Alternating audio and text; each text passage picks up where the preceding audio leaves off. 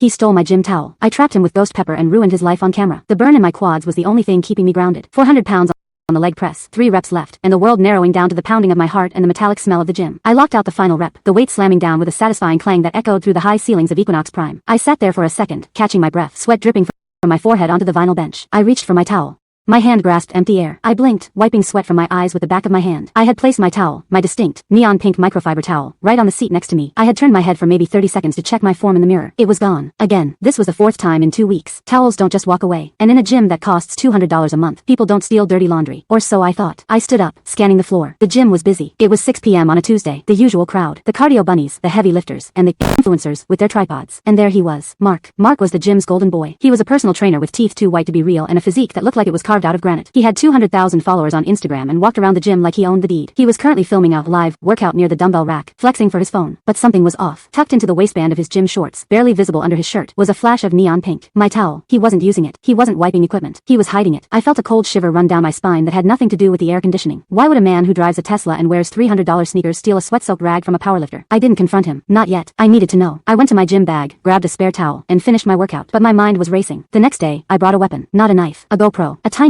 black cube that I magnetically attached to the underside of the squat rack bench. It was invisible unless you were lying on the floor. I set the trap. I did my sets. I left my towel on the bench. I walked to the water fountain, counting the seconds. 1, 2, 3. I walked back. The towel was gone. I went home and checked the footage. The video was clear. Mark walked by. He looked left. He looked right. He snatched the towel, but he didn't just take it. He brought it to his face. He inhaled deeply, eyes closing in a look of disturbing ecstasy. Then, he slipped it into a Ziploc bag he pulled from his pocket, sealed it, and shoved it into his gym bag. I gagged. I physically gagged watching it on my laptop screen. He wasn't stealing them to use. He was harvesting them. I did some digging. I found his premium social media accounts. The ones not linked to the gym. Mark's Muscle Vault. And there it was. A post from 2 days ago. Fresh drop tonight. Authentic sent from a female powerlifter. High intensity session. DM for price. Starting bid $50. He was selling my sweat. He was selling my DNA to creeps on the internet. The rage that filled me wasn't hot. It was cold. It was a chemical burn. He was profiting off my body without my consent. He was a predator hiding in plain sight. I could have gone to the police. I could have gone to management. But Mark was charming. He would deny it. He would say he picked it up by mistake. He would say the Ziploc bag was for his own laundry. I needed something undeniable. I needed something that would mark him. I needed science. I went to a specialty spice shop. I bought a vial of pure, concentrated capsaicin extract. The kind used for hot sauce challenges. It's an oil. It's invisible. And it burns like liquid fire if it touches your skin. Then I went to a party supply store. I bought a bottle of UV reactive dye. Invisible in normal light. Glowing neon green under a black light. I went home. I took a new pink towel. I soaked it. I treated it. I let it dry. It looked like a normal towel. It smelled like fabric softener, masking the faint chemical scent of the oil. But it was a landmine. What is about to happen in the middle of this crowded gym isn't just a prank. It is a biological event that will be broadcast to thousands of people in real time. Because I didn't just trap the towel. I trapped his escape route. By the time Mark realizes that water is his enemy, he won't just be in pain. He's going to be glowing like a radioactive isotope. And the audience? They aren't just watching a workout anymore. They're watching a career implode in 4K. For full version follow on screen instructions.